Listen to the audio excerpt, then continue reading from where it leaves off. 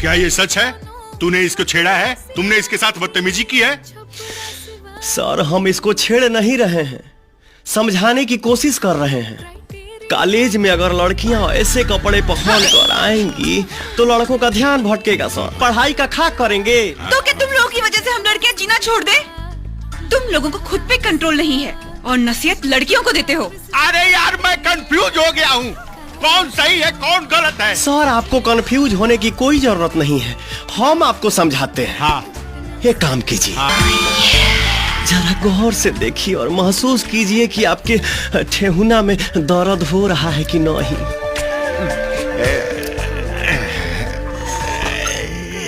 अरे वाह, पूछवाइए ना सर। हाँ सर, जब आपका पसीना छूट गया तो जरा इस कॉलेज के लड़कों के बारे में सोचिए।